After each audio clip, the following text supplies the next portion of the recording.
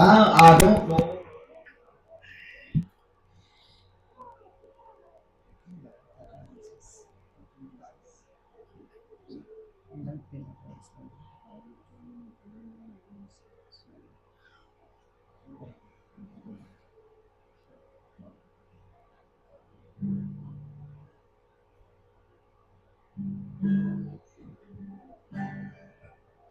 Praise God.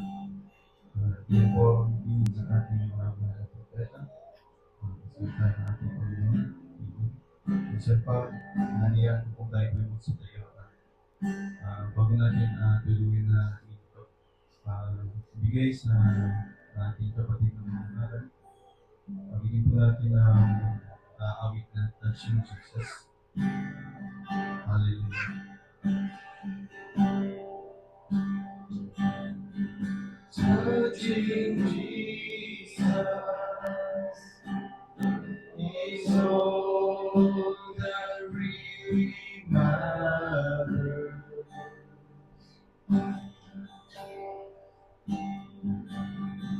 Then your life will never be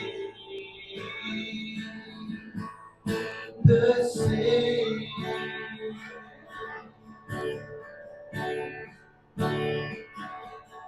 There's only one way to touch me.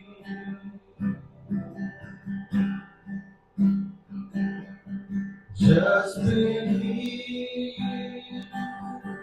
when you call out His name.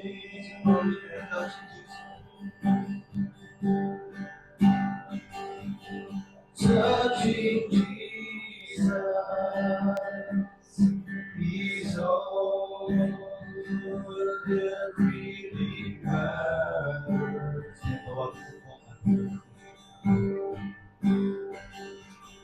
And your life will never be the same.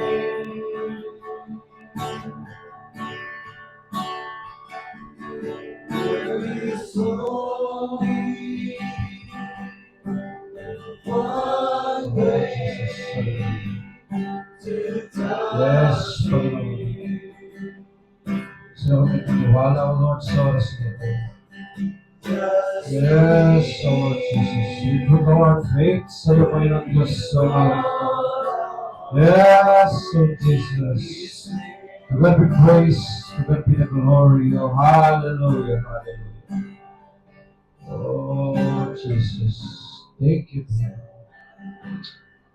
Oh, Lord Jesus. Oh, Panginoon. Sa iyo namin itinitiwala, Panginoon. Sa iyo namin itinataas ang aming mga pananampalataya sa oras. Sapagkat ikaw ang Diyos, Diyos ang hindi nagbago magpakailanman. Ang siyang parehong Diyos noon, na siyang hindi nagkulang sa kanyang mga lingkod. At hanggang sa ngayon, Panginoon, pinapatunayan mo ang mga bagay na ito. Na hindi ka nagkukulang, Panginoon Diyos, sa buhay ng bawat isa. Kaya Panginoon, sa oras na ito, itinataas namin ang iyong dakilang pangalan, Panginoon Jesucristo.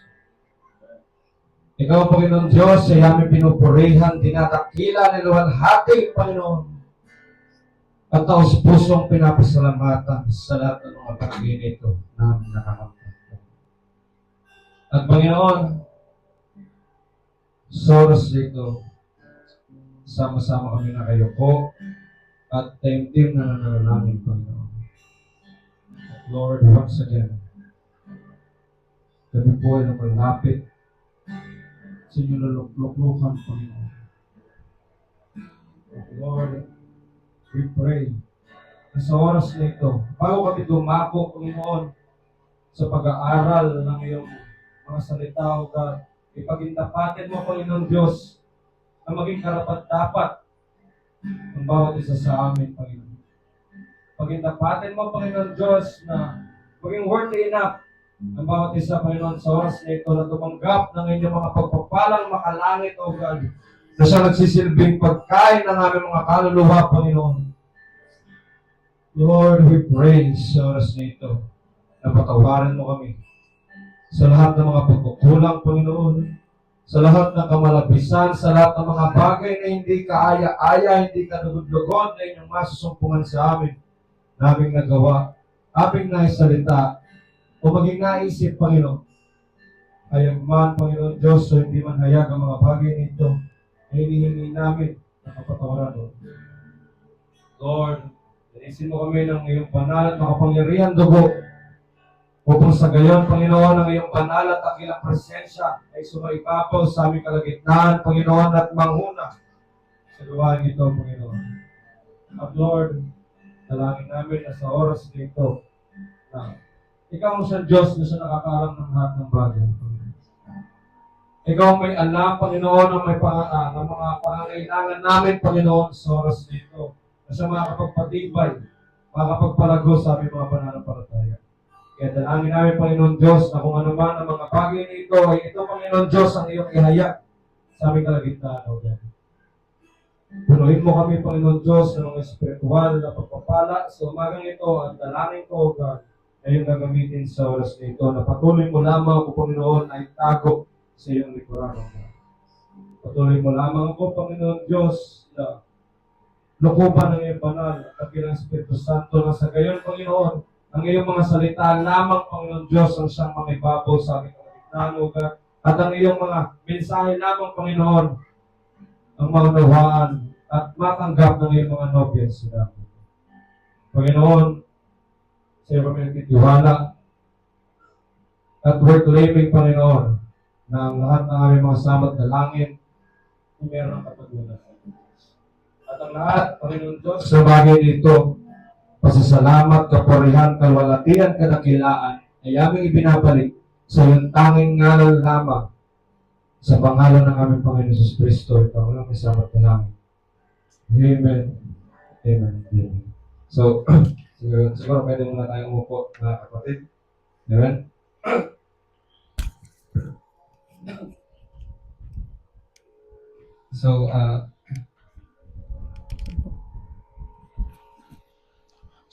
Muli pa, mga kapatid, sa umagang ito ay nais ko kayong batiin sa pangalan natin, Panginoon Jesus Kristo, ng isa pong mapagpalang umaga, mga kapatid. So, sa nakikita ko, meron po tayong mga bisita, mga kapatid, sa oras na ito. Ayan, so, muli, nais ko kayong batiin ng isang mapagpalang umaga sa pangalan natin, Panginoon Jesus Kristo. At kung ayos lang po ba, pwede po bang malaman kung ano ang inyong mga pangalan? So, brother, ano po yung pangalan niyo? Brother Michael. Si brother? Joaquin. Okay. So, si sister? Neslin. So, welcome mga kapatid sa aming munting bahay-sambahayan. So, nawa, mga kapatid, hindi ito yung uli nating pagsasama. So, bagkus ito nawa ay maging simula nung mas matagal pa nating pagsasama. So, welcome po kayo anytime dito sa Bride of the Lord Jesus Christ Ministry. At salamat sa pagpapaunlak na inyong iginawad sa aming invitation. Upang tayo po ay magkaroon ng pagsasama at magkapiling-piling tayo sa oras dito. Amen. So, maaari ba natin palakpakan ng ating Panginoon, mga kapatid? So, talagang napakabuti ng ating Panginoon. Amen. So, ako'y nagagalak sa oras dito na muli talaga tayong magkasama-sama. Although magkakasama na tayo kahapon, masaya pa rin ako, mga kapatid. Amen? So, nawa, nasa mabuting kalalagayan tayo, mga kapatid, at nakarecover na ng ating mga katawan, no? Sa ating bonding fellowship na swimming kahapon. So, napakabuti talaga ng ating Panginoon. Hallelujah. So, matagal-tagal na rin yung huling pagkakataon na makapagbahagi po ako dito sa daong ito. So, although lagi tayong magkakasama, I believe ilang months din po, mga kapatid, yung lumipas na hindi ako nakapagbahagi sa daong ito. Simula nung umuwi ako ng Tarlac, then makabalik ako, tapos hanggang last week. Yung last week, mga kapatid, dapat sa usapan namin ni Brother Jason, ako sana. Pero dahil may bisita, praise the Lord. Amen? So, napag-usapan ng Brother Jason, so pahinga muna sana ako nung pagbalik ko dito galing Tarlac, pahinga muna ako. So, medyo napahaba-haba na yung pahinga natin, mga kapatid. At kung ako yung tatanungin bilang tao, at ako yung masusunod, mas pipiliin ko na kapwa nyo, umupo na lang dyan, mga kapatid. Ngunit, sa paglilingkod natin, mga kapatid, bilang isang mananampalataya na talagang sumusunod sa salita ng ating Panginoon Diyos, hindi ako, hindi tayo, kahit sino man tao sa atin yung dapat masunod. Amen? So, ang tanging masusunod lamang ay yung kalooban ng ating Panginoon. So, tama po ba, mga kapatid?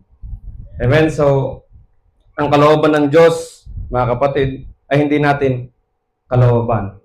At ang kalooban ng Diyos, mga kapatid, yung inilagay niya tayo rito dahil may purpose. So, for there is a purpose. For everything there is a purpose, mga kapatid.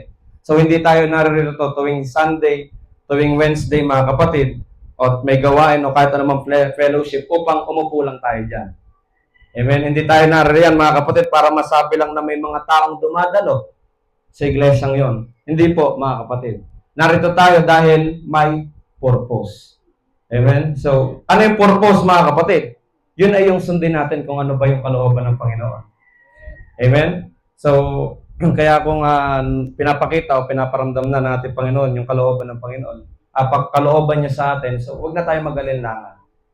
Sundin na natin, mga kapatid, dahil yun ang perfect will para sa atin. Amen? Dahil mula yun sa Panginoon. Amen po? Amen? So, hindi ko ito sinasabi, mga kapatid, para mas magbigay ng pressure. Amen? So, sinasabi ko to upang mag-encourage and remind each and every one of us na tayong lahat ay naririto, mga kapatid, dahil may purpose. May layunin, mga kapatid. Amen? So, hindi tayo coincidence na narito lang tayo, na napadaan lang, umupo lang tayo dyan. Hindi po, mga kapatid.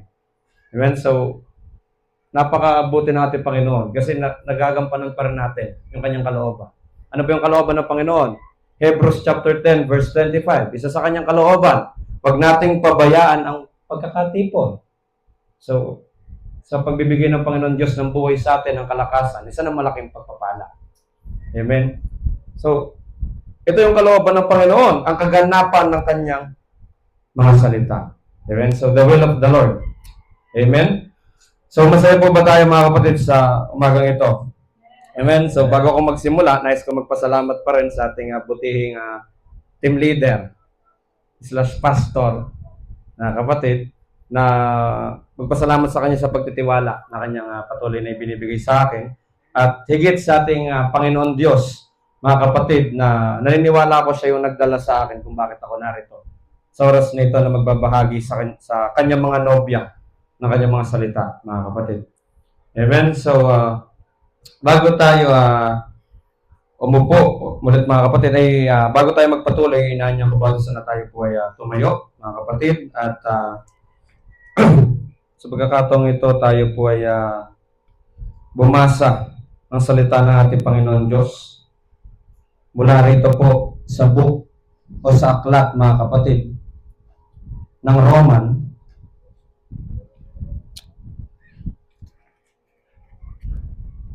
Aklat ng Romano, Kabanata 11, sa sitas na 25 or 25, ang sabi rito, mga kapatid, sa wikang Baniyaga, "For I would not, brethren, that ye should be ignorant of this mystery, lest you should be wise in your own conceits, that blindness in part is happened to Israel until the fullness of the Gentiles be come in." Sa Tagalog, sapagkat hindi ko ibig, mga kapatid, na di ninyo maalaman ang hiwagang ito, baka kayo'y mga marunong sa inyong sariling mga haka na ang kaligtasan ng isang bahagi ay nangyari sa Israel hanggang sa pumasok ang kapunuan ng mga hintil. Pagpalain ng Diyos ang pagkabasa sa kanyang mga salita, tayo po ay malayang makakaupo. Amen? So, hindi na tayo magpapakatagal. So, sa oras po na ito, ay nais kong ituloy yung naging topic natin nung mga nakaraan, mga buwan. So, yung topic natin na yun correct me mga kapatid is yung discerning the signs of time. Amen? So, part 3, mga kapatid. Part 3 na po tayo. So, discerning the signs of time o sa Tagalog, pagkilala sa mga tanda ng panahon. Amen? So, bilang isang tao na ang buhay ay nagmula sa Diyos lamang, napakahalaga mga kapatid na malaman natin kung ano ba yung mga bagay na ibinigay niya sa mga huling araw. Amen? So, sapagkat kung wala tayong kaalaman patungkol doon o kapahayagan patungkol doon sa mga tandang ibinigay ng Diyos, mga kapatid, baka mamaya makarating ang Panginoon. Enjoy tayo dyan sa mga bagay na nasa sanglibutan tapos hindi mo alam yung mga tanda pala nangyayari na. At dumating ang Panginoon Diyos. Kaya anong ending? Naiwanan tayo ng Panginoon. Amen? So, kaya andyan yung mga tanda na ibinigay ng Diyos na siyang nagsisilbing paalala, hindi lang sa mga nasa loob ng church, kung hindi sa lahat, mga kapatid. Amen? Sa bawat tao, mga kapatid, upang sila, mga kapatid, ay alamin kung ano ba talaga ang nangyayari sa panahon natin. Dahil napakalapit na ng panahon. Amen? So, yun ang kahalagahan ng pagkaalam natin ng mga bagay na ibinigay ng ating Panginoon. So, dahil may katagalan na rin yung topic natin na nakaraan, tama po? So, nice kong magbigay ng short recap, mga kapatid, sa pag-aaral natin. Kung saan ba tayo nagsimula rito? So, nagsimula tayo doon sa tinatawag na signs. At alam natin na bago dumating ang panahon o ang pagparito muli ng ating Panginoon Diyos, ay may dinigay na 2 tanda ang Panginoon. Sinasabi sa Acts, mga kapatid, at ang sabi rin yung 2 tandang yon ay, anong mga tanda, mga kapatid? Baka meron pa nakaka-recall. Amen? So, yung tanda na yon, tanda mula sa langit sa itaas. Amen? At tanda, mga kapatid, dito sa lupa. So, ano yung tanda mula sa langit sa itaas? Ito yung mga tanda na makikita natin sa araw, buwan, at mga bituin. Sabi ng Bible, habang ang tanda mula sa lupa sa ibaba ay ang pagkakaroon ng distress of nation. Amen? Kapag sinabing distress sa Tagalog, kasalatan. Po? So kapag kasalatan, nangangahulugan nyo na kakulangan, amen? Kakapusan o kahirapan. So ang tanong, nararanasan na ba natin at nakikita na ba natin ang mga tandang yon, mga kapatid? Amen? Amen? So, sa mga pangyayari sa ibabaw, mga kapatid, sa mga ulap at buwan, makikita naman natin yan kung ano-anong mga bagay na lang yun nangyayari. Po? Minsan alas 7 na, ang liwanag pa. Diba? Minsan yung buwan, yung nagkukulay dugo na, nung nakaraan, hindi po nagkakamali, nag-color pink daw yung buwan. Hindi ko alam kung edited po yon, pero may ganong info, mga kapatid. Pero nakikita na natin yung mga bagay na yon. Tapos sa lupa naman, sa mundong kinabubuhayan natin, ginagalawan natin, nararanasan na ng ibang mga tao. And even us, mga kapatid, yung pagkukulang sa mga resources. Tama? Dun sa mga bansa ng Africa, pagkain, tubig, diba? Hirap na sila, mga kapatid. At dito rin sa Pinas, apektado tayo doon sa nangyayari kasi nga, doon sa presyo ng gasolina. Tama po, mga kapatid? So, bakit nagmamahal yung presyo ng gasolina? Dahil merong kakulangan. Tama po, mga kapatid? So, nangyayari, mga kapatid, yung mga bagay na sinaysay ng Biblia.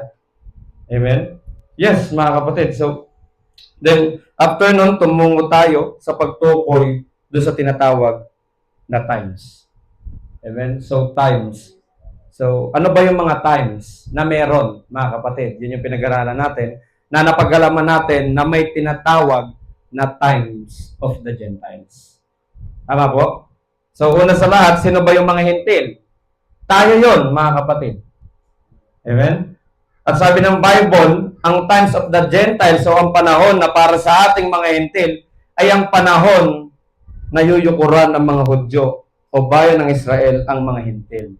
So, anong hilig sabihin nun, mga kapatid? Ito yung panahon na mas mangingibabaw ang mga hintil kaysa sa Hudyo. Amen? Bakit? Dahil dun sa panahon na Lumang Testamento, sa Lumang Tipan, alam naman natin na ang Diyos ay pabor sa Israel. Amen? At dumating yung panahon na ang pabor ng Diyos ay napasa ating mga hintil. At ito na yung panahon natin ngayon. Amen? So ito yung tinatawag na times of the Gentiles at may mga panahon na bumubuo doon sa times of the Gentiles. Natatandaan po natin yon mga kapatid, yung 4 na hayop. Amen?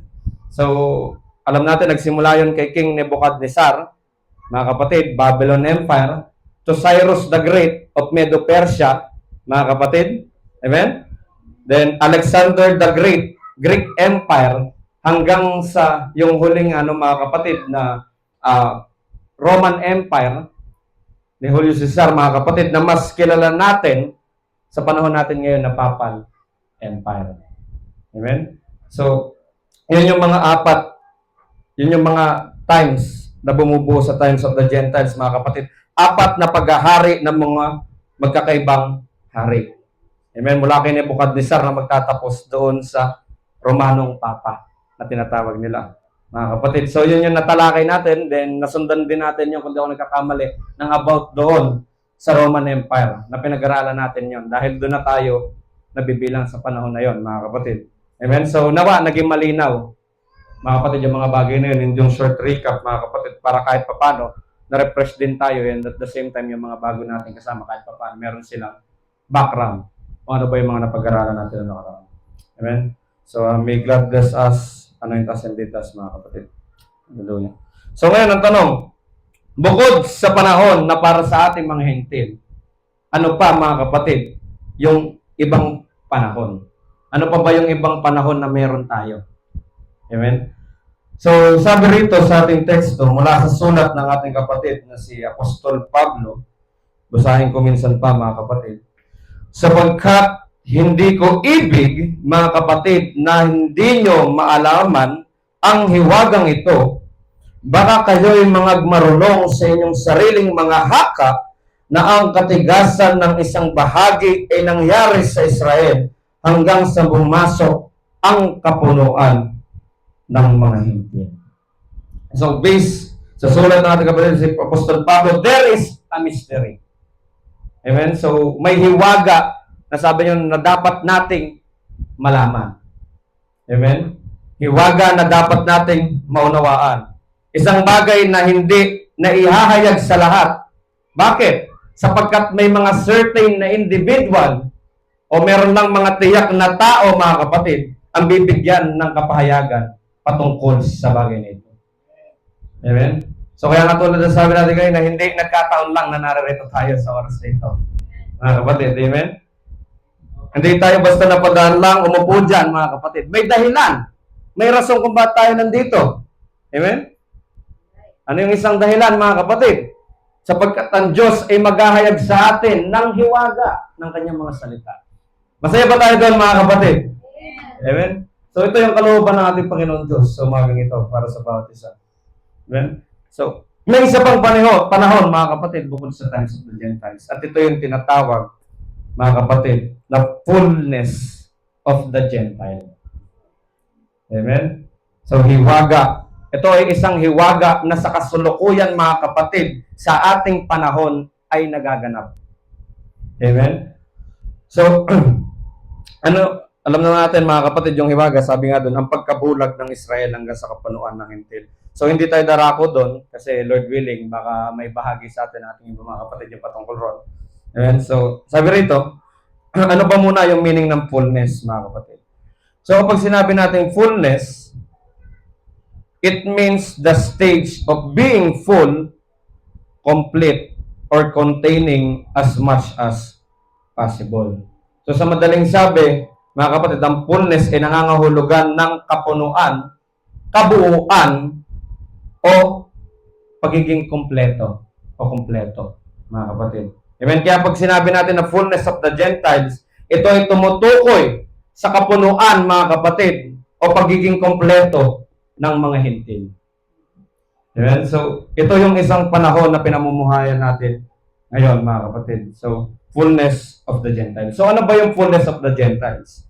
So, sabi po rito sa Ephesians chapter 1, verse 10, ito po ang ating mababasa sa wikang Tagalog.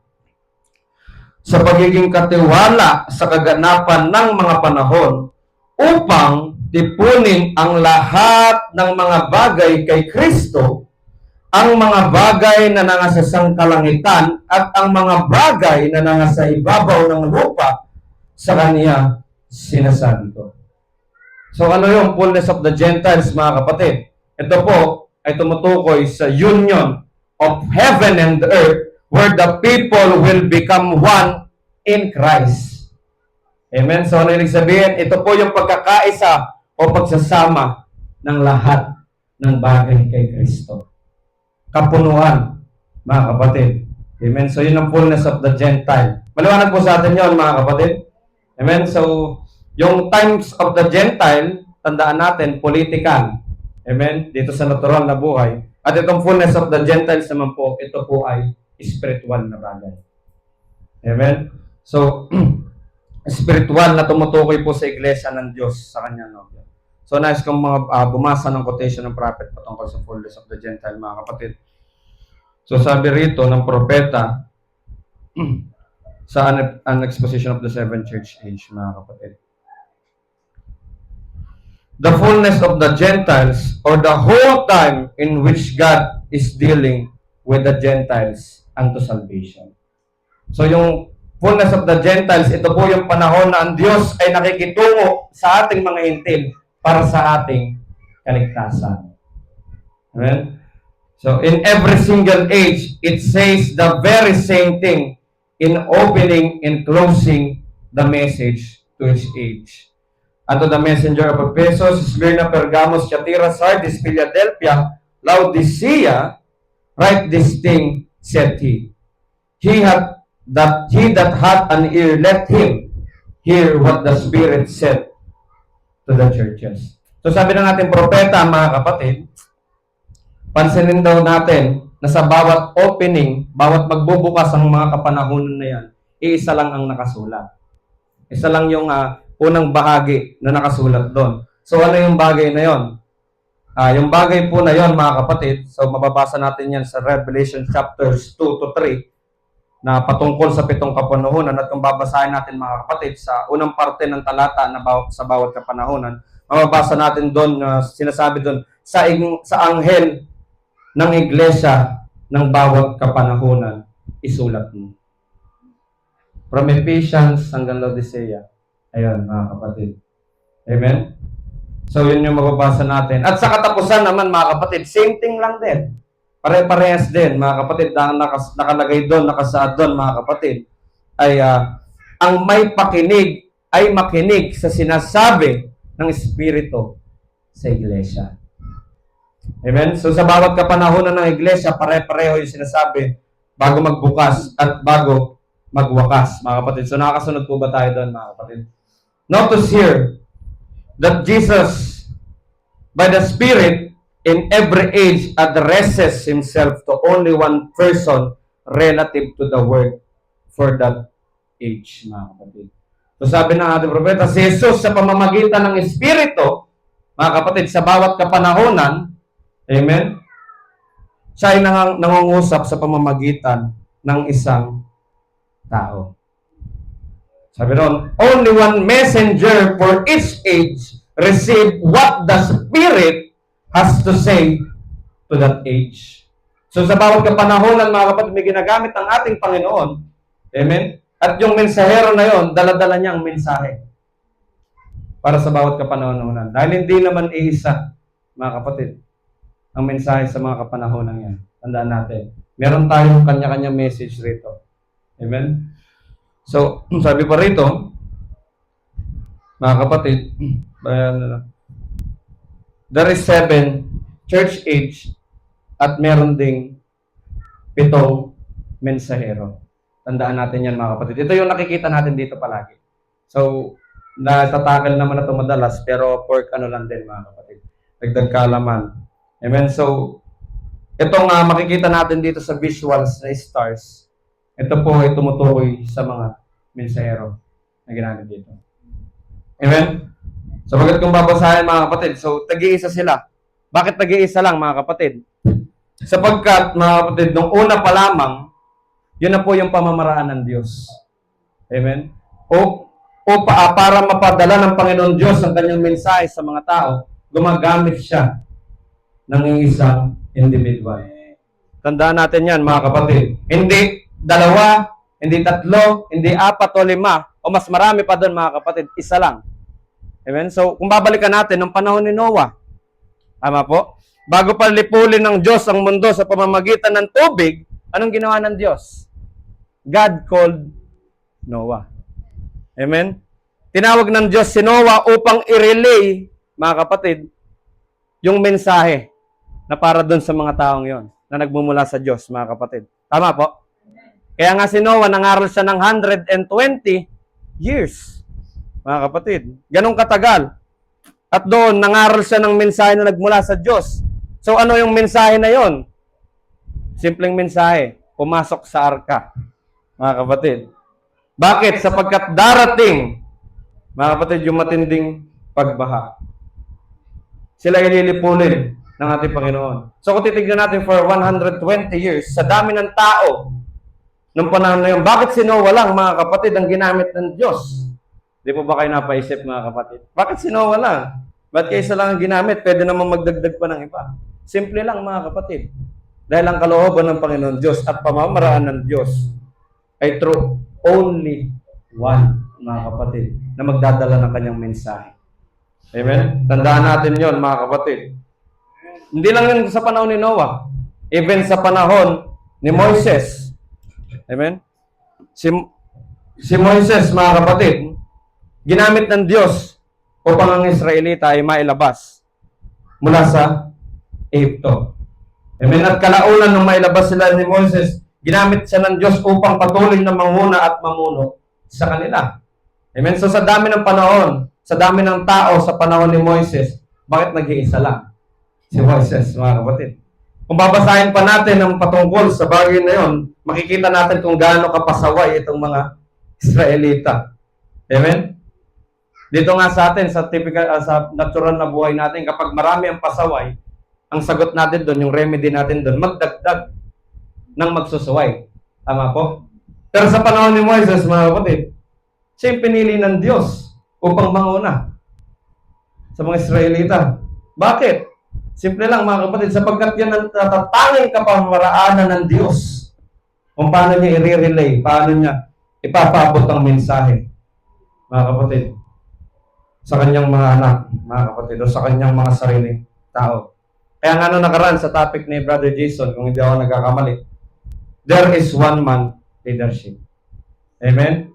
At sa one man leadership na yon, sa panahon ni Moises, ay nagkaroon ng tao na lumalaban, ng mga tao na lumaban patungkol doon sa kapamaraanan ng ating Panginoon. Si Datan, Korah, at Abiram, at yung iba pa, mga kapatid. So si Korah na kanyang kinuwestiyon yung kalooban ng Diyos, na bakit si Aaron lang, bakit si Moises lang? Parehas naman kami mga Levita, pero bakit sila lang? Yun yung naging kaisipan niya, mga kapatid. Ngunit, bakit ganun lang? Yun yung nasa isip niya, mga kapatid. So, ano yung nangyari sa kanila sa question niya sa ating Panginoon? Kinain sila ng lupa. Tama po, mga kapatid? So, sila ay napahamak. So, ano yung kapahayagan patungkol doon sa mga bagay na yon, sa kwento na yon? So, ano yung mapupulot natin? So, kung may mapupulot tayo doon, mga kapatid, isa doon ay hindi porket pare-parehas tayo na mananampalataya ng Diyos o Kristiyano na matatawag, mga kapatid. Amen? Ay pare-parehas na tayo sa pagkatawag. Amen? Yes, sa church, mga kapatid, pantay-pantay tayo na mananampalataya sa Panginoon. Ngunit pagdating sa pagkatawag sa atin ng Diyos, sa calling, doon tayo hindi magkakaparehas. Maliwanag po, mga kapatid? Amen? So, sa panahon natin, mga kapatid, sa panahon noon, kung ang Diyos ay gumagamit ng isang mensahero lang na magdadala ng kanyang mensahe, ay ganun rin naman sa panahon natin sa ngayon. Amen? Sapagkat, ang sabi nga ng Bible, dalas natin marinig, ang Diyos ay ang Diyos noon, ngayon at magpakailanman. Hindi siya nagbabago. Mga kapatid, siya yung parehas na Diyos na naka-communicate ni Abraham. Amen? Siya yung parehong Diyos na nangungusap sa mga lumang propeta, mga kapatid, sa lumang tipan. Amen? So kung ano yung kapamaraanan ng Diyos simula sa umpisa, mga kapatid, hindi na magbabago yun. Tandaan natin yun, mga kapatid. Amen? So sa paanong pagkapamaraanan ng Diyos ay gumagamit ng isang individual? Ayun ang tanong mga kapatid. So nais ko magpatulong dito ay Brother NC. So dito po sa book of 2 Peter chapter 1 verse 21 sa wikang Tagalog mga kapatid.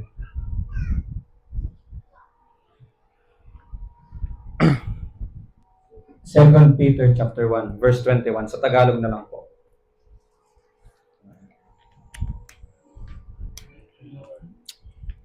Amen.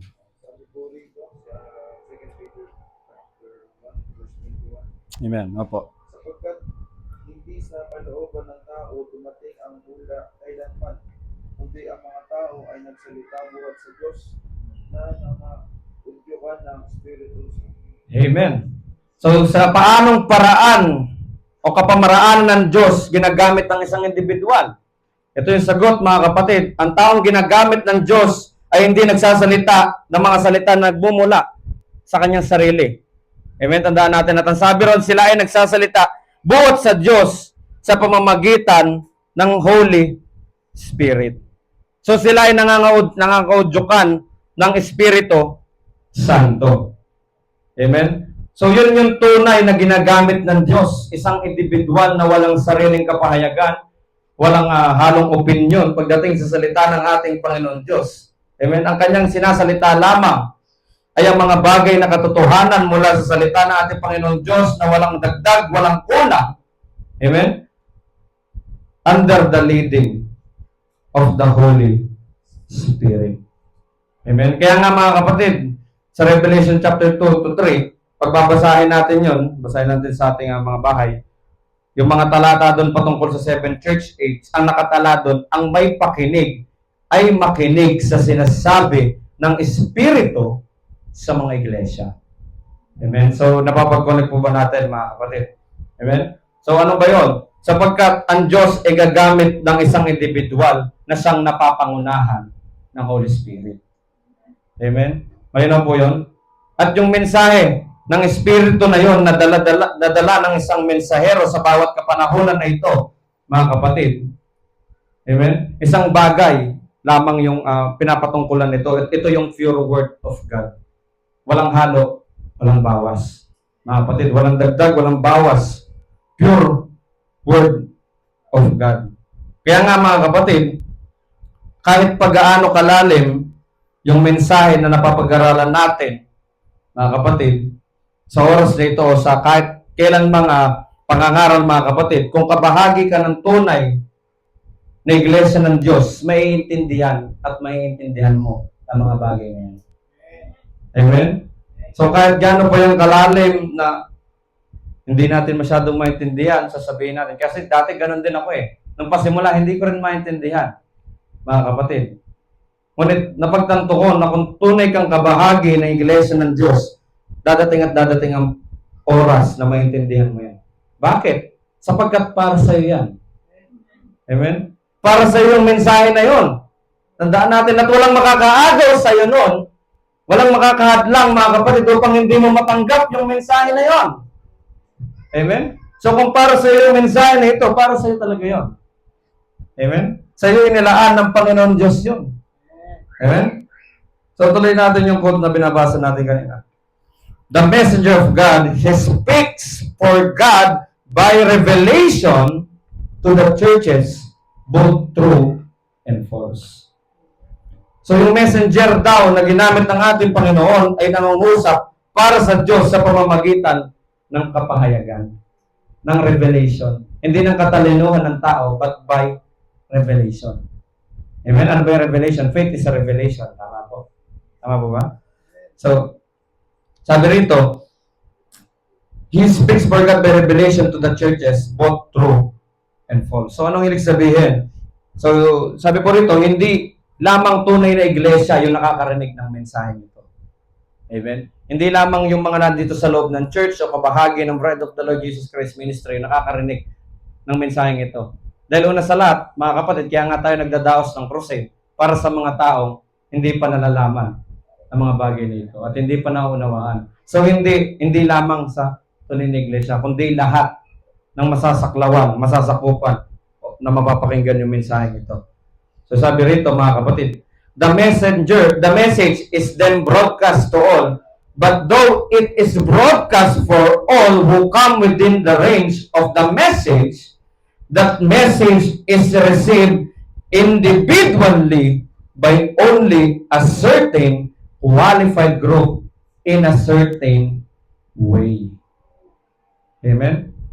So sabi ron, bagaman ang mensahe na ipahayag sa lahat, mga kapatid, na maaabot ng mensahe na yon, mga kapatid, ulit, ito ay tinatanggap lamang ng isang individual, isang tiyak na grupo sa isang natatanging paraan. Amen? So, mensahero na dala-dala ang mensahe ng Diyos sa pamamagitan ng Espiritu na nagpapahayag ng lahat ng mensahe ng ating Panginoon. Amen? At merong isang tiyak na grupo, sabi rito, ang tumatanggap sa mga bagay na yun. Kaya nga sabi natin kanina, kung para sa yung mensaheng ito, para sa iyo talaga. Amen? So kahit pamalayo mo na pakinggan yan, kahit yung halos bulong na lang yan, marinig mo yan, magpa-plant yan ng sa puso mo. Amen? Aalamin at aalamin mo yung bagay na yan, mga kapatid. Each individual of that group is one who has the ability to hear what the Spirit is saying by the way of messenger. Amen? So, yung bawat individual, mga kapatid, bawat tao sa tiyak na grupo na yon ay may abilidad. Ano yung abilidad na yon? Yun yung mapakinggan ang sinasabi ng Espiritu sa pamamagitan ng mensahero. Amen? So, meron silang revelation. Sa madaling sabi, mga kapatid. At yun yung certain way na ibinigay ng Diyos para sa kanyang katawan, mga kapatid, para sa kanyang tunay na iglesia sa pamamagitan ng mensahero. Amen? Tandaan po natin yan, mga kapatid. Kaya kung wala yung mensahero, hindi natin kayang unawain ang mga bagay nito. Amen? Kaya nga sabi ng Apostol Pablo, dapat malaman yung bagay nito kasi kapag hindi nyo nalaman, magagawa kayo ng inyong mga sarili-sariling haka, sarili-sariling interpretation. Diba, mga kapatid? Kaya nga nangyayari sa panahon natin yun, napakagulo. Bakit? Wala silang pinapakinggan ng mensahero. At ang pinakapulot dulo nun, mga kapatid, kung bakit nila nagagawa yun, kasi nga, para sa kanilang sariling interes. Tama po? Meron silang sariling na sa kalooban nila, ayaw din nila, nako-correct. Ang gusto nila yung interpretation na lamang nila. Amen? So, may mensahero, mga kapatid. Kung walang mensahero, walang darating na mensahe sa atin. Although mayroong message sa Bible, pero hindi dadating sa atin. Hindi aabot sa atin yung tunay na nais ipabot ng mga salitang ito. Tandaan natin, mga kapatid. Amen? So, those who hear are not getting their own private revelation, nor is a group getting their collective revelation, but each person is hearing and receiving what the messenger has already received from God. Amen? So, ang mga nakikinig, yung sa isang tiyak na grupo na yon, mga kapatid, certain group na yon, ay walang hiwa-hiwalay na paniniwala. Walang hiwa-hiwalay na doktrina. Halimbawa, dito sa left, one God, pagdating dito sa right, Trinity. Hindi ganon, mga kapatid. Hindi pagdating dito sa kabila, yung baptism in the name of the Lord, and in the name of the Son, Holy Spirit. Hindi ganon. Iisa lang, mga kapatid. Amen? Kung ano yung natanggap ng mensahero mula sa Diyos, yun lang din yung mensahe na meron yung grupo na yon. Amen? Tandaan po natin yan, mga kapatid. So, nawa, maliwanag po sa atin itong mga bagay nito, mga kapatid. Amen? So, bukod sa napag-aralan natin na times of the Gentiles, tayo po ay nasa isang panahon na tinatawag na fullness of the Gentiles o kapunuan ng mga Hentil. Amen? So, ito yung panahon na sabi nga natin kanina sa loob ng 7 huling kapanahunan, mga kapatid, sa loob ng mga panahon na ito, sa pamamagitan ng Espiritu, mga kapatid, ay gumagamit ang Diyos ng mga mensahero na siyang mag-aabot o maghahayag ng mensahe ng ating Panginoon. Tandaan po natin yan. Amen. So, bagaman, mga kapatid, tandaan din natin bilang isang ang mensaherong yon ay naghahayag sa atin, mga kapatid, ng mga bagay na dala-dala niya. So, individually natin tatanggapin yon. Yung message na yon. Hindi siya narinig nito, narinig ng kapatid ko, tapos ako nagsisimba ako, basta alam niya, okay na yon. Hindi ganon, mga kapatid. So, yung pagtanggap sa message, individually rin. Tandaan natin yan palagi, mga kapatid. Individual ang pagtawag ng ating Panginoon Diyos sa bawat isa. Kaya nga, our salvation is individual, mga kapatid. Hindi tayo maliligtas na nakadepende lang tayo. Ay, si pastor, alam to. Ay, si brother, si sister, kaklose ko to, alam niya to. Hindi po ganon, mga kapatid. Walang palakasan dito. We need to work for our own salvation. Amen? At sa pagtanggap ng isang tao sa mensahe na dala ng mensahero na ginamit ng Diyos sa mga kapanahonang ito po ay dinadala tayo sa isang katawan. Amen? Tandaan natin yung pagkatanggap natin ng message dito, dinadala tayo nito sa isang katawan. So, anong klaseng katawan? Isang katawan na siyang pinamumunuan ng isang ulo at yun ay walang iba kundi ang ating Panginoong Jesucristo. Amen? Ito yung ito yung binasa natin kanina na sa Ephesians na union of heaven and earth. So, yung may union na nagaganap, mga kapatid, sa lahat ng bagay. So, para kaninong union yun? Sa body at sa head. Amen? So, this is the uniting of the headship and this body. So, ano ba ang body? Colossians chapter 1, verse 18. Pakibasa po.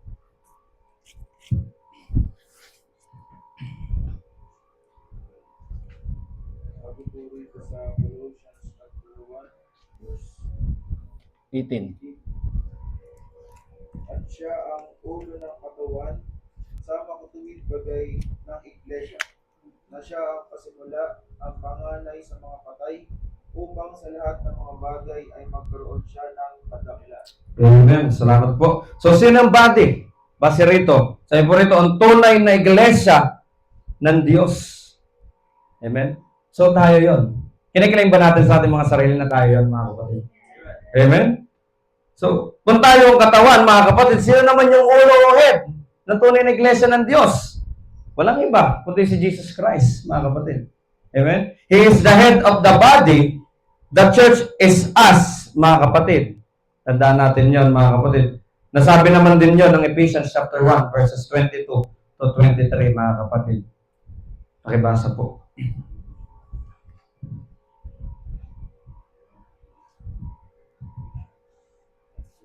Verse 22 to 23.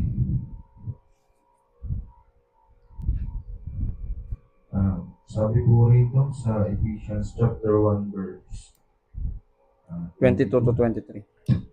At ang lahat ng mga bagay ay pinasuko niya sa ilalim ng kanyang mga paa at siyang pinagkaloobang maging pangulo ng lahat ng mga bagay sa iglesia. 23. Na siyang katawan niya na kapuspusan niyaong pumuspos ng lahat sa lahat. Amen? So, malinaw po, mga kapatid. Amen? So, wala tayong question doon, mga kapatid. Amen? So, ang katawan ni Kristo sa makatuwid bagay, ang iglesia ng Diyos, si Kristo mismo ang pumupuspos rito. Kaya nga sabi, the fullness of the Gentiles, ang pagpupuno sa mga hintil, mga kapatid. Amen? So, yung nagpupuno sa kanyang katawan. So, basa tayo ng message sa ating propeta, the five definite identifications of the true church of the living God. So, sabi rito, what is the church? Ano ang church? The mystic body of Christ. Amen? Who set it up? The Lord Jesus Himself. Amen? It wasn't set up at Rome. Neither was it set up in England by John Wesley. Neither was it set up by Calvin or in America, the Baptist by John Smith. Neither was it set up in California by the Pentecostals. It was set up by Jesus Christ, the King of the Messianic Kingdom. Amen? So ano daw ang church? Ito ay mystical o spiritual na katawan ni Kristo. Amen? Spiritual. At sino nagtatag nito? It is Jesus Christ Himself. Amen? Ang iglesia o spiritual na katawan ni Kristo ay itinatag ni Kristo mismo. Amen? So sa panahon natin ngayon, mga kapatid, sobrang dami ng mga iglesia. Amen? Ngunit hindi lahat ng iglesia na nag-exist sa paligid natin, mga kapatid, ay may tuturing na katawan ng Diyos. Amen? So madalas natin marinig, mga kapatid, na kami ang tunay na iglesia, kami ang tunay na katawan ng Diyos. Di ba, mga kapatid? So ang tanong, sa paanong kaparaanan natin malalaman ang totoo? So doon lang sa paragraph 79, sabi ron, who is the head of this church? Jesus Christ. What kingdom is it? The Messianic kingdom, the church. Not an organization, a church. A mystic body to which Christ is the head. The Messianic kingdom, mga kapatid, na itinatag ng ating Panginoon Jesus Kristo. So anong klase ng church itong Messianic kingdom? Ayun ang tanong.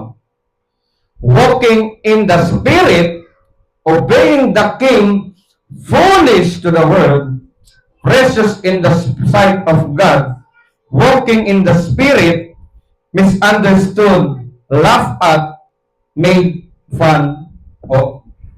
So nagtatag ang Panginoon ng sarili niyang iglesia na tinatawag na the Messianic Kingdom, mga kapatid.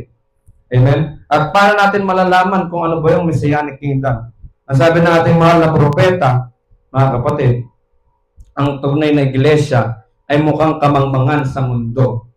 Ngunit, gayunpaman ay walang ibang mahalaga sa kanya kung hindi makalakad sa Espiritu at katotohanan.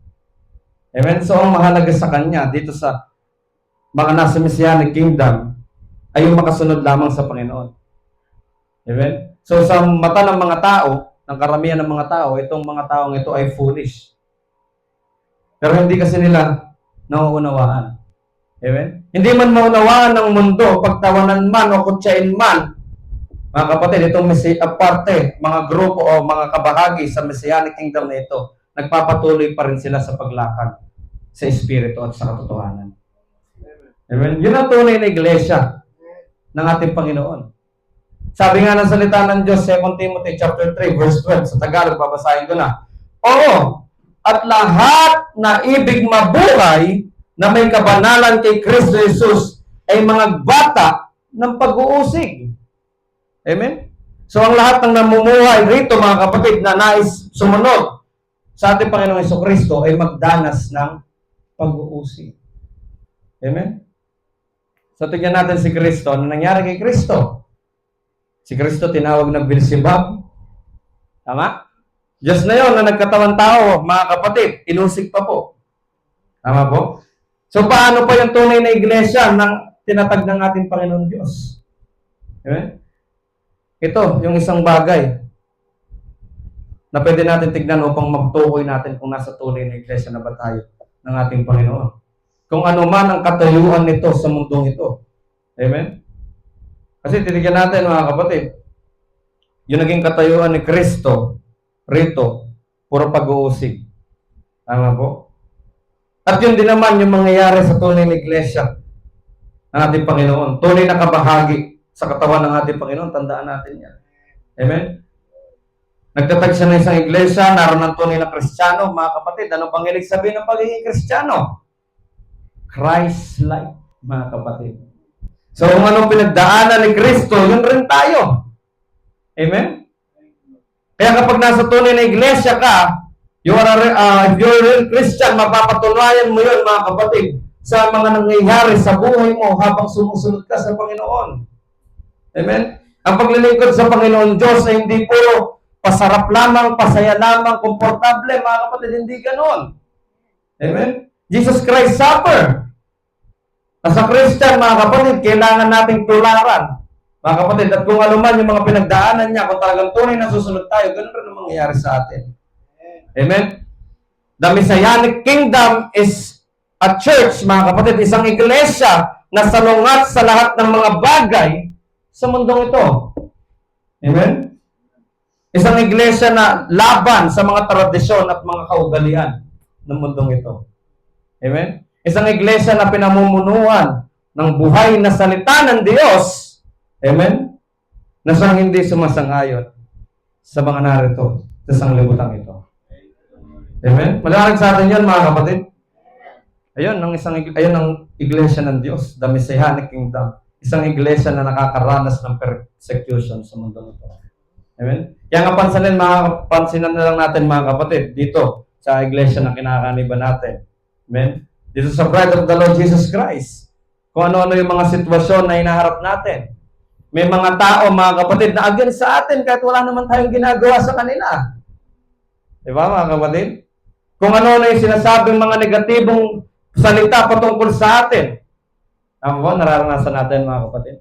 Amen? Ngunit imbis na yun, mga kapatid, ay magsilbing kadahilanan upang panghinaan tayo ng loob. We should thank God. Amen? Naniniwala po tayo doon. Kahit gano'n nararanasan natin, we should thank God. Bakit? Dahil nararanasan natin yung persecution mula sa ibang tao. Sapagkat ito rin yung dinaanan ng ating Panginoon. At kung yun yung nararanasan natin, katulad ng kay Jesus Christ, mga kapatid, ibig sabihin, we are on the same path, mga kapatid. Nasa 100 lang tayo, mga kapatid. Kahit gano'n yung sitwasyon, mga kapatid, ng tunay na iglesia sa mundong ito, tandaan natin, mga kapatid, na hindi natin tatalikuran kahit anumang mangyari ang katotohanan. Amen? Kahit marami pang nandiyan dyan. Amen? Tandaan natin, mga kapatid, na sa ganyang klase ng iglesia lang, nakikipag-isa ang Panginoon. The union of headship and body. So, saan klase ng body? Sa katawan, sa iglesia, sa klase o sa uri ng iglesia na siyang sumusunod sa pure word of God, walang dagdag at bawas, kahit anuman ang kaharapin niyang problema, suliranin ng pagsubok, mga kapatid. Iglesia na nananatili sa katotohanan. Amen? Sabi rito, for God Himself set up this church and He set it up against the world. Amen? So, yun yung Messianic Kingdom. Isang iglesia na ang Diyos mismo ang nagtatag. At ito ay kanyang itinatag na laban sa lahat ng bagay na naririto sa sanglibutan, mga kapatid. Amen? Kaya tayo, mga kapatid, hindi tayo umaayon sa sanglibutan. Bakit? For we are against it. Amen? Hindi tayo makakalakad doon sapagkat laban tayo roon. Tama po, mga kapatid? Diyan sabi nung nakaraan, ang preaching natin kapatid si Brother Jason, hindi maaari na lumakad tayo o hindi pwedeng maaaring magsama yung dalawa na magkasalungat. Tama? Yung mabuti at masama. Hindi maaaring magsama yon, mga kapatid. Kahit anong mangyari. Tama po? Amen? Kaya kung ang lakad mo bilang tao na nagsasabi, nagkiklaim na mananampalataya ng Diyos, mga kapatid, kung walang pagbabago sa buhay mo, mga kapatid, na nasa makapundong gawain ka pa rin, God be merciful to us. Amen. Bakit? There is something wrong. May mali. Kiniklaim mo na Kristiyano ka, mga kapatid, pero ang layo mo sa salita ng Diyos. Nakikiayon ka dun sa mga bagay sa sanglibutan. Nag-i-enjoy ka, nakikibahagi ka sa mga tradisyon, sa mga kultura ng sanglibutan ito. So kung ganun magkiklaim ka na Kristiyano ka, God be merciful to us talaga, mga kapatid. There is something wrong. Kaya anong kailangan natin gawin? Manalangin tayo sa Panginoon Diyos. Amen? Maliwanag po sa atin yung mga bagay na yan, mga kapatid. Amen? So, amen. To God be praised, to God be the glory, mga kapatid. So, ang head ay si Kristo. Ang body, ang kanyang katawan, ay ang kanyang iglesia. Body means His church, mga kapatid. Amen? At bilang kanyang katawan, nararapat lang na tayo ay sumunod sa headship. Tama po, mga kapatid? So, hindi katulad na nangyayari sa mga pamumuno sa mundo natin ngayon. Dito lang sa Pilipinas, mga kapatid, sa bansa natin ngayon. Di ba? Nagkakaroon ng pagtatalo kung sino ang susundin, tama? At paniniwalaan. Tama po, mga kapatid? So, hindi naman nalingid sa kaalaman natin na ganun yung nangyayari, nagkakagulo sa kapamahalaan natin dito sa Pilipinas ngayon. Bakit? Sapagkat yung mga namumuno, mga kapatid, ay may kanya-kanyang mga partido. At para sa kanila, mga kapatid, kung saan sila, doon na lang sila. Basta masuportahan nila, madala nila yung partido nila, doon na lang sila.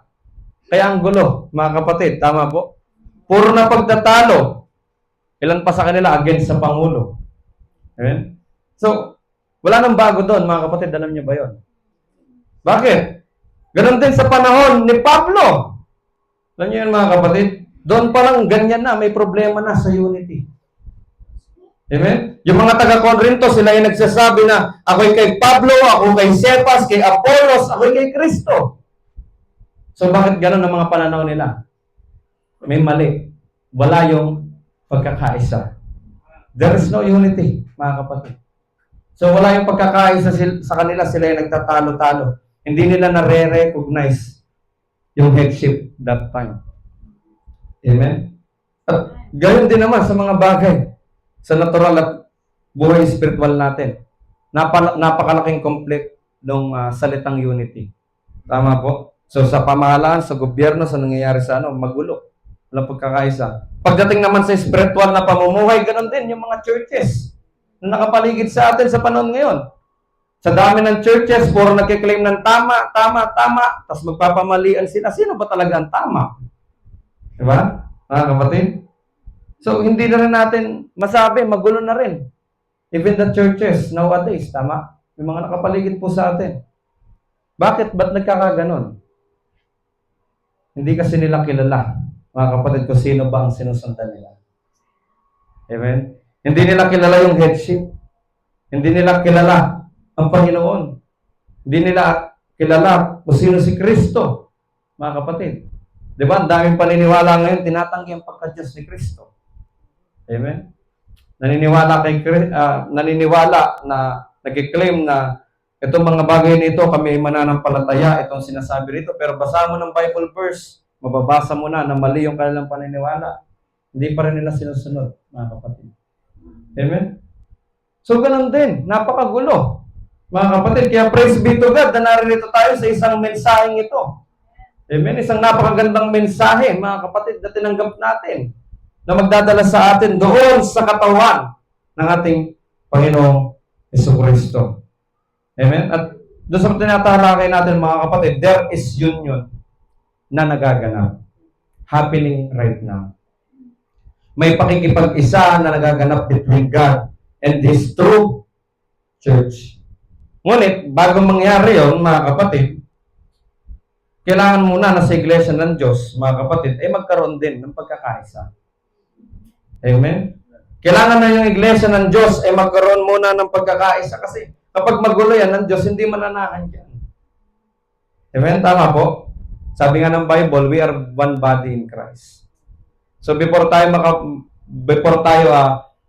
magkaroon ng union with God, with our headship, kailangan na maayos muna tayo dito as a body. Amen? We are one body in Christ. Amen? So, bagaman magkakaibang tao tayo, may mga sarili-sariling opinion, may sarili-sariling pagtingin sa kung paano natin ipamumuhay ang mga buhay natin dito sa mundong ito, still isa tayo sa katawan ni Kristo. Amen? Kung paano yung katawan natin ay may iba't ibang parte. Bakit ba may iba't ibang parte? Kasi nga, may purpose din. Tama po? May kamay tayo, panghawak, may paa tayo para makapaglakad tayo, may mata tayo para makakita, may tenga para makarinig, mga kapatid. So, andun yung iba't ibang parte na yon dahil may purpose. At kahit pa iba-iba sila, mga kapatid, kahit hindi pa pare-parehas yung parte ng katawan natin, mga kapatid, hindi ito nagdudulot ng kaguluhan sa buhay natin. O hindi ito nagsisilbing pagpapahirap sa atin. Kabaliktaran pa nga nangyayari. Tama po? Imbes na magulo, mas nagiging maayos. Amen? Yun yung purpose. Ba't pa magkakaiba? Imagine natin, mga kapatid. Puro paa na lang tayo. Kakain tayo paa lang. Di ba? O kung puro kamay tayo, maglalakad tayo paa lang. Di ba? So, hindi ganun yung kalooban ng Panginoon. So, magkakaiba, mga kapatid. Amen? Ganon din tayo, mga kapatid, na nasa katawan natin, Panginoon Hesus Kristo, na magkakaiba man tayo, mga kapatid, in terms sa mga bagay na nakikita natin, iisa lang yung sinusundan natin. At yun ang katotohanan ng salita ng ating Panginoon Diyos. Amen? So, magkaiba man tayo ng ibang mga pagtingin sa aspeto ng pagpumuhay, pagdating sa salita ng Diyos, inaroon tayo. At inilagay tayo ng Diyos sa isang katawan upang tanggapin, mga kapatid, at mahalin ang bawat isa. Tandaan natin yan, mga kapatid, na yung pagmamahal na yon ay magbunga ng pagkakaisa sa ating mga kabahagi rito. Amen? So yun yung isa sa purpose na ilan ng Diyos para sa atin. Kaya sabi nga natin, hindi man magaganap yung union ng body and headship kung magulo, kung may problema doon sa body. So dapat maayos mga kapatid, kailangan magkaisa muna tayo. Magkaisa ang katawan ng Diyos at kailangan matupad o makita sa atin yung utos ng Diyos na love one another. Tama po? Dahil yun ang totoong unity, mga kapatid. Dahil hindi mo naman matatawag na unity yun, na tunay na unity yun, kung walang pagmamahal. Amen? Paano tayo makikipag-isa sa mga taong hindi naman natin iniibig? Baka nga hindi pa natin pansinin yan kung hindi naman natin talaga iniibig, di ba? Kapatid. Siguro, kung hindi mo ganun kakilala, pero maaari ka makipag-isa sa taong yun. Ngunit, hindi magtatagal yung relasyon nyo, yung connection nyo. Bakit? Dahil hindi matibay, mga kapatid. Walang pagmamahal. Maaaring pag nakita mo yung pagkukulang niya, makita mo yung kanyang ugali na natatago, alisan mo siya. Mawawala yung unity na nabuo nyo. Bakit? Dahil walang pagmamahal. Amen? Kaya nga, sabi ni Kristo sa John chapter 13, verse 35, mga kapatid, makikilala tayo na alagad ng Diyos kung tayo ay may pag-ibig sa isa't isa. Amen? So, yun ang tunay ng mga disipulo at alagad ng ating Panginoon Diyos. May pag-ibig sa isa't isa. Hindi nagsisiraan. Hindi nagbibigay ng mga bagay na negatibo na magsisiraan pa kayo pagka nakatalikod yung kapatid mo o ano na sinasabi mo pag nakaharap. Di ba? Kapatid? Nakaharap man yan o nakatalikod man yan, nandoon, nananatili yung pagkakaisa. Nandun yung pagmamahal, mga kapatid. Amen? Bakit? Sapagkat ang Diyos ay pag-ibig, tandaan natin. Amen? Yung pagmamahal, kailangan makita. Yung pagmamahal na yun ay magbunga ng unity. Mga kapatid, bakit? Sapagkat ang Diyos ay pag-ibig. At kung sino man walang pag-ibig, ay hindi nakikilala ang Diyos. Kaya kung titignan natin yung kahulugan ng pag-ibig, pagka may pag-ibig, may kapayapaan, tama po? May kapanatagan, walang kaguluhan, mga kapatid, at may pagkakaisa. Dahil sa Diyos ay ang pagmamahal, mga kapatid. Yun yung mga bagay na tinataglay ng katawan ng ating Panginoon Diyos. So, malinaw po ba sa atin itong mga bagay nito, mga kapatid? So, 11:7, mga kapatid. Kaya pa po ba? Medyo mababa po ito. Pero subukan po natin na kung hanggang saan, mga kapatid, yung ibinibigay na mensahe ng ating Panginoon. Kaya hanggang doon po, mga kapatid. So sabi rito, sabi nga rin, ang fullness of Gentiles ay ang union sa pagitan ng headship na si Kristo at ng kanyang body, ang kanyang tunay na iglesia, mga kapatid. So, ang tanong, mga kapatid, paano nga ba tayo nagiging isa kay Kristo? Ayun ang tanong. So sabi rito sa Galatians chapter 3, verses 27 to 28, pakibasa po sa Tagalog.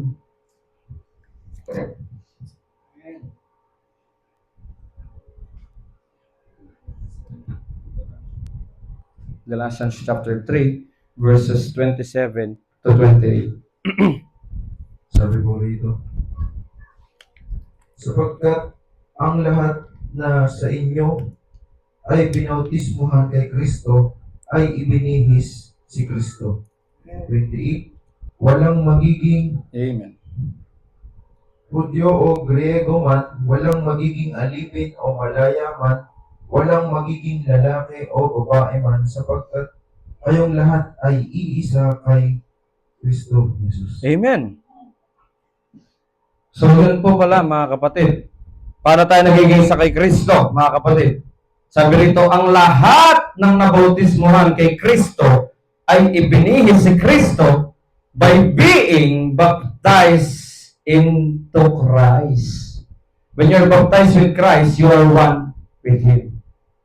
Amen? So, walang magiging Hudyo o Griego man, walang magiging alipin o malaya man, walang lalaki o babae man, sapagkat kayong lahat ay isa kay Kristo Jesus. Amen? So, hindi mahalaga kung anong katayuan mo sa buhay. ano man lahi mo, ano man yung itsura mo, pisikal. Kapag ikaw ay nabautismohan kay Kristo, ikaw ay nagiging isa sa Diyos. Amen? So, doon pumapasok yung sinasabi natin na hindi talaga nakabase sa ibang tao ang kaligtasan natin. Kung hindi ito ay individual, mga kapatid. Amen? Tayo mismo yung kailangan mabautismuhan kay Kristo upang siya ay ating maging kaisa. Sabi nga ng isang message sa ating propeta, hindi na mahalaga yung mga ibang bagay. Ang mahalaga ay pumasok ka kay Kristo. Amen? Bakit? Sapagkat tanging sa pamamagitan lang ni Kristo, mga kapatid, doon tayo nagiging kabahagi ng kanyang katawan. Amen? So kung hindi tayo papasok kay Kristo, hindi tayo magiging kaisa ni Kristo, never tayo na magiging body ng ating Panginoong Jesucristo. Malinaw po yan, mga kapatid? Amen? When we baptize into Christ, that's when we become one with Christ, mga kapatid. Amen? Sabi rito sa 1 Corinthians chapter 12 verse 13, mga kapatid, basahin ko sa Tagalog. Sapagkat sa isang espiritu ay binabautismuhan tayong lahat sa isang katawan, maging tayo Hudyo o Griego, maging mga alipin o mga laya, at tayong lahat ay pinainom sa isang espiritu. Amen? So kapag ikaw ay bautismado kay Kristo, ikaw ay kabilang na, ikaw ay naging kaisa na ng tunay na iglesia ng ating Panginoon. Diyan daw po sabi rito sa pamamagitan ng bautismo ng Espiritu Santo. At yung pagiging isa, mga kapatid, sa katawan ng ating Panginoong Jesucristo, ito yung katuparan ng salita ng Diyos sa time of the Gentiles. Tatandaan natin yan, mga kapatid, may connection. Amen? So, ang Diyos, titupunin lahat ng bagay, sa langit, sa lupa man yan, mga kapatid, sa isang katawan. Sa katawan ni Kristo, yung puro at tunay na iglesia, mga kapatid, at may mangyayari, yun, with our headship, mga kapatid. Amen? At yun yung kailangan ng bawat isang mananampalataya na malaman din sa panahon natin. Kung talaga bang kabahagi tayo ng body. Kasi baka mamaya umaasa talang tayo na kabahagi tayo, pero pagdating ng panahon, hindi pala talaga. Di ba, mga kapatid? Napakasakit na realidad. Abo? So, paano ba nasasabi na ang isang mananampalataya ay kabahagi na ng katawan ni Kristo? So, ito magandang tanong. Amen? So, tingin niyo po, sa paanong paraan, mga kapatid, na idea, except kay Brother Jason, kay Brother Paul. Ano po, mga kapatid, paano kaya? Amen? Yung iba, akala nila, mga kapatid, itong baptize into Christ, put you into Christ, ito ay tumutukoy lang na basta nagpabautismo ka na lang. Naniniwala sila na yung water baptism, yun na yung tinatawag na new birth o born again. Tapos kapag, yun nga, nabautismo ka na, born again ka na agad. Diba? Sabi ng ating propeta, napakarami ng version ng paniniwala. Amen? At kahit hindi sabihin ni prophet, makikita natin napakadaming iglesia sa panahon natin. Tama po? So, anong version doon? Yung paniniwalaan mo, mga kapatid. Sa sobrang dami na ng version, yung iba, yung pagiging born again experience, tsaka yung tinatawag na baptism of the Holy Spirit, iisa. Amen? Pinag-iisa yung dalawang bagay na yun.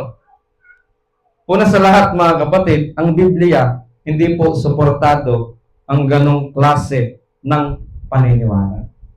Ang new birth or born again na tinatawag at yung baptism of the Holy Spirit ay magkaiba.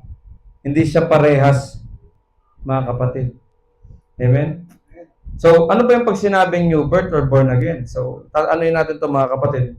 Kahit hindi natin to masyadong tututukan na, mga kapatid, pero magbibigay lang tayo ng kung ano ba yung mga dapat nating malaman patungkol rito, na konektado sa ating pong topic.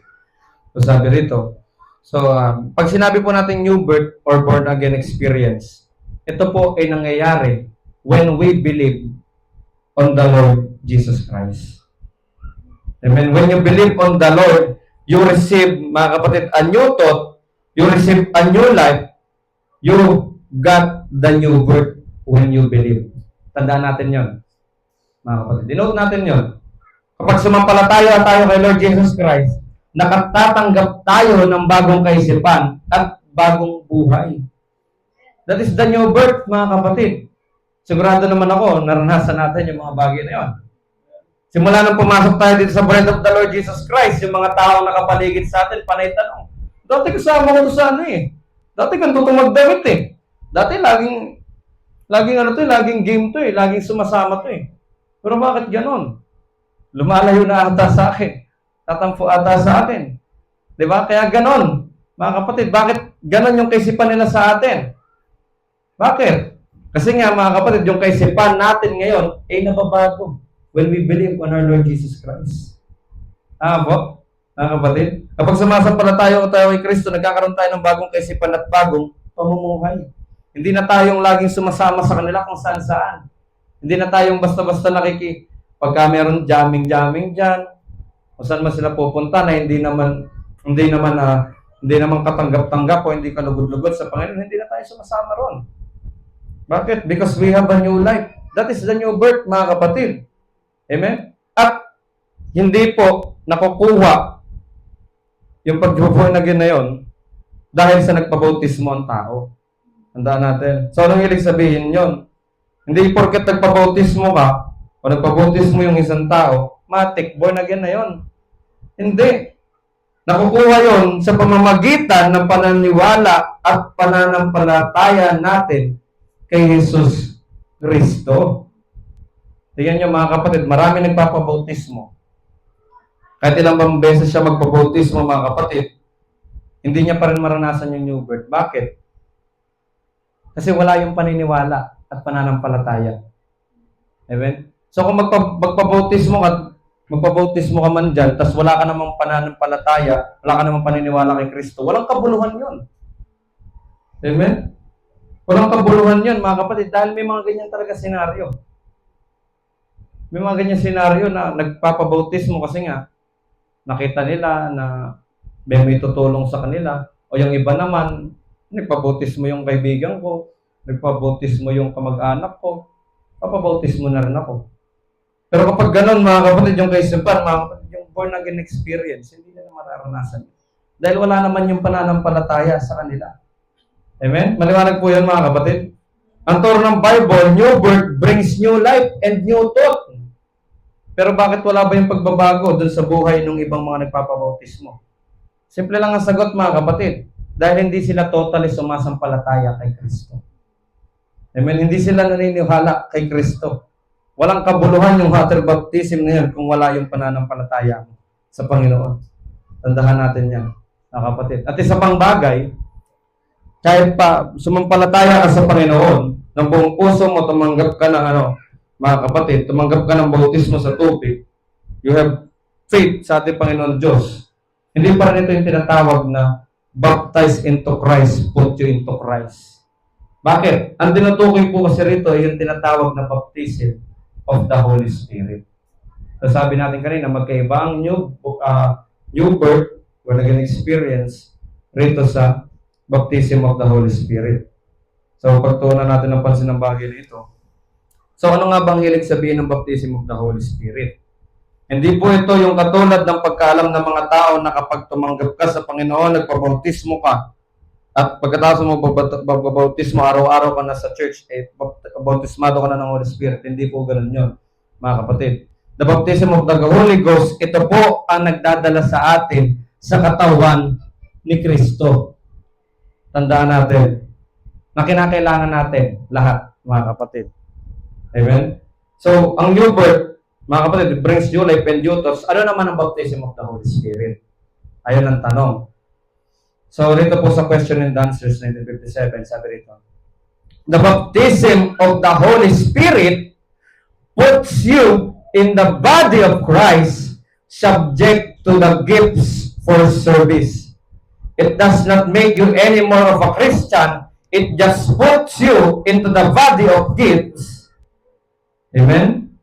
So, now says Paul, there are different gifts in this body. Is 9 spiritual gifts, and this body, you have to be baptized into the body to possess one of these gifts. They come with the body. So sabi po rito, ang bautismo ng banal na Espiritu Santo ng Diyos ay dinadala tayo sa katawan ni Kristo. Amen? So, binibigyan tayo ng mga gifts o kaloob. Kapag nabautisman tayo ng tinatawag na Holy Spirit, baptism of the Holy Spirit, meron tayong mga gifts o kaloob na natatanggap, mga kapatid. Para saan? Upang yung mga kaloob ng Panginoon Diyos ay gamitin natin upang mapaglingkuran siya, mga kapatid. Amen? Kapag naranasan na isang tayong baptism of the Holy Ghost, hindi na siya mas gagawin pang mas Kristiyano nito. So wala nang improvement. Bakit? Dahil siya ay naselyuhan na. Yun na yung tinatawag na perfection, mga kapatid. Amen? Baptism of the Holy Ghost ay ginagawang perfecto o sakdal ang isang tao. Amen? Siya ay selyado na, siya ay tinatakan na, mga kapatid, sapagkat siya ay sakdal na. Maliwanag po, mga kapatid. Amen? So kapag isang tao baptized of the Holy Spirit, siya ay gagamitin, siya ay pagkakalooban ng gifts ng Panginoon, at siya ay gagamitin upang patibayin ang katawan ni Kristo. Amen?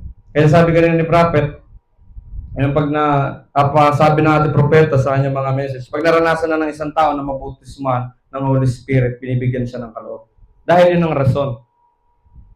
So ano ba yung mga kaloob na yon? So babasahin ko rito sa 1 Corinthians chapter 12, verse 27 to 31, mga kapatid. Para kahit pa paano may notes din po tayo. Then dun sa Ephesians chapter 4, verse 11 to 12. Ito po yun. Kayo nga ang katawan ni Kristo at bawat isa'y sama-samang mga sangkap niya. At ang Diyos ay nagligay ng ilan sa iglesia. Una-una yung mga apostol, ikalawa yung mga propeta, ikatlo yung mga guro, saka mga himala, saka mga kaloob ng pagpapagaling, mga pagtulong, mga pagpamamahala at iba't ibang mga wika. Lahat bagay mga apostol, lahat bagay mga propeta, lahat bagay mga guro, lahat bagay mga manggagawa ng mga himala. May mga kaloob na pagpapagaling baga ang lahat. Nangangasalita baga ang lahat ng mga wika. Ang lahat baga ay nangagpapaliwanag. Datapwat maningas ninyong nasain ang lalong dakilang mga kaloob at itinuturo ko sa inyo ang isang ang kagaling-galingan. Gifts, mga kapatid. At pagdating doon sa Ephesians 4, verse 11 to 12, pinagkalooban niya ang mga iba na maging mga apostol at mga iba'y propeta at ang mga iba'y ebangelista at ang mga iba'y pastor at mga guro. So ito yung sinasabi natin kanina na magkakaiba ang calling natin. Amen? Magkakaiba ang calling ng mga sumusunod sa ating Panginoon Diyos, mga kapatid. Amen? So para saan? Bakit may kaloob na ibinibigay ang Panginoon when you are baptized into Christ? Kung kapag ikaw ay nabautismo ng Holy Ghost, bakit para saan yung ibinibigay na kaloob? Sabi rito, mga kapatid, sa verse 12, sa ikasasakdal ng mga banal sa gawaing paglilingkod sa ikatitibay ng katawan ni Kristo. Amen? So binibigyan tayo ng Diyos ng kaloob, mga kapatid, kapag tayo nabautismo na ng banal na Espiritu Santo upang gamitin natin sa ikatitibay ng kanyang katawan. Amen? Ito yung natalakay kanina na kailangan magkaroon ng pagmamahal, mga kapatid, ang bawat isa nakabahagi ng katawan ng Diyos. Magkaroon ng totoong unity upang magampanan natin yung mga purpose kung bakit tayo nilagay ng Diyos. Amen? Sa kanyang katawan. Dahil kapag nagkaisa na ang katawan ng Diyos, mga kapatid, yung union of the headship in the body naman. Amen? So doon bibigyan ng Diyos ang mga kabahagi ng katawan ng kaloob upang magamit niya sa pagpapatibay ng katawan ni Kristo. Ginagamit, mga kapatid, para sa kapurihan ng ating Panginoon. Kasi yun naman yung purpose, mga kapatid, kung bakit tayo naririto. Tama po? Amen? Amen? So ano bang purpose kung bakit tayo naririto, magkakasama tayo ngayon? Isa lang, mga kapatid, para mapaglingkuran, mapuri ang ating Panginoon Diyos. Amen?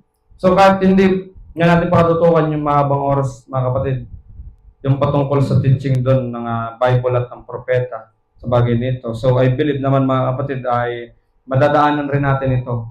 Kung hindi man ako, Brother Paul, Brother Jason, o kung sino man pupunta rito na magpapaliwanag ng mga patungkol rito, mga kapatid, naniwala ako na darating din yung panahon na yun. So, itong two acts or experience are not the same, mga kapatid. Baptism of the Holy Ghost and yung pagiging born again. Bakit? The new birth brings you eternal life. Yun yung teaching ng base sa Bible at base dun sa last messenger ng ating Panginoong Jesucristo. Panginoong Jesucristo, mga kapatid, napahalaga para sa atin dahil kinakailangan natin na maunawaan ang mga bagay na ito. Amen? So, lalo na nasa uling kapanahonan na tayo, mga kapatid. So, basa pa tayo ng isang quote. What about the Holy Ghost, Brother Branham? So, ano daw, mga kapatid, ang patungkol sa Holy Ghost? The Holy Ghost baptizes you into the body for service, but you believe unto eternal life. Amen? So, he that heareth my words and believeth on him that sent me has eternal life. So, kapag napakinggan mo, sumampalataya ka sa Panginoon, meron ng tinatawag na born again experience. Nababagong kaisipan, nababago ang buhay mo. So, ano naman yung baptized by the Holy Spirit? Then you're baptized by the Holy Spirit into the body for manifestations of the gifts and so forth, but you believe to eternal life. He that believeth has eternal life. So, yung new birth, when you believe, meron ka na eternal life. Yun yung John 5:24 na pwede nating i-quote dyan, pwede nating i-notes, mga kapatid.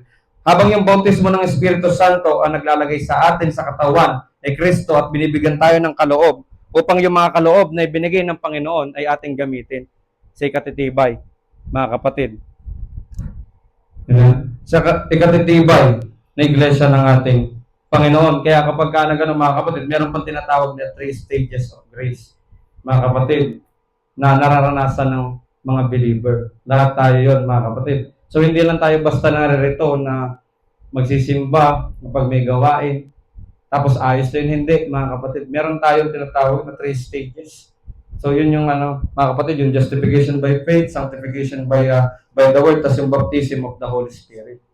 Amen? So, hindi tayo basta-basta naglilingkod lang sa Panginoon. Amen? Hindi natin to basta-basta ginagawa na parang laro-laro lang, mga kapatid, para sa atin. Dahil, kapag ginawa natin laro-laro ang paglilingkod sa Panginoon, nasa isang delikadong sitwasyon tayo, mga kapatid. Amen? So, hindi ito yung basta tayo papasok, then aatras tayo, mga kapatid. Kailangan natin na magsumikap sa paglilingkod sa Diyos na makapagpatuloy, mga kapatid. Hanggang maparoon tayo, makabot tayo doon sa tinatawag na baptism of the Holy Spirit, mga kapatid. So, isang tanong na lang. Ang sabi po rito, isang pong tanong, mga kapatid. Kailan ba dumarating yung baptism of the Holy Ghost na siya nagdadala sa atin o nagdadala sa isang mananampalataya sa katawan ni Kristo? So sabi po rito ng Ezekiel chapter 36 verses 24 to 27, sapagkat aking kukunin kayo sa mga bansa at pipisanin ko kayo na mula sa lahat ng lupain at dadalhin ko kayo sa inyong sariling lupain. At ako'y magwiwisik ng malinis na tubig sa inyo at kayo'y magiging malinis sa buong ninyong karumihan at sa lahat ninyong mga Diyos-Diyosan lilinisin ko kayo. Last verse, bibigyan ko rin naman kayo ng bagong puso at lalagyan ko ang loob ninyo ng bagong diwa at aking aalisin ang batong puso sa inyong katawan at aking bibigyan kayo ng pusong laman. So sa verse na ito, mga kapatid, sa mga talatang ito po ay may 2 parts, mga kapatid. Amen? Yung verse 24 to 26, ito ay pumapatungkol dun sa justification o new birth. Amen? Habang dun naman sa verse 26, nasabi raw na bibigyan tayo ng bagong puso at sa loob natin ay bagong diwa at aalisin ang bagong puso na nasa ating katawan at tayo ay bibigyan ng pusong laman, mga kapatid. Amen? Kapag tayo ay binago, nilinis at binigyan ng bagong diwa, ito yung new birth. Pero based on the teaching of the prophet, when God give us a new heart and new spirit, hindi pa yun talaga yung tinatawag na baptism of the Holy Spirit. Amen? So, paano natin, mga kapatid? I-note lang po natin. So, ito ay pagiging born again and sanctified, mga kapatid.